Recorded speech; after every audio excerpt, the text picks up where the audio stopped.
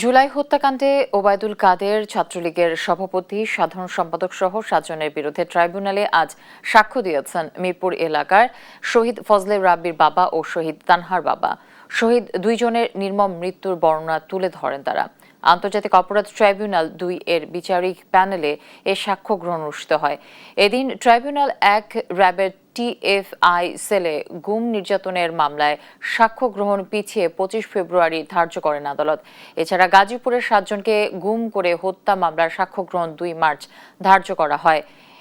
এদিন জুলাই হত্যার বিচার নিয়ে চিফ প্রসিকিউটর বলেন, আন্তর্জাতিক অপরাধ ট্রাইব্যুনালের বিচার চলমান থাকবে। বিএনপি সরকার থেকে গ্রিন সিগন্যাল পেয়েছেন তারা।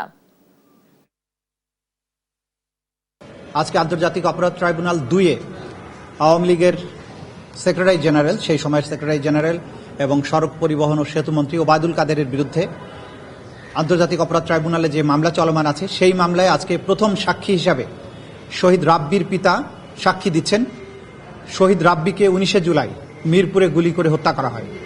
তার পরবর্তীতে দ্বিতীয় সাক্ষী হিসাবে তারই ভাগ্নি অর্থাৎ শহীদ তানহার বাবা এখানে সাক্ষী দেবেন।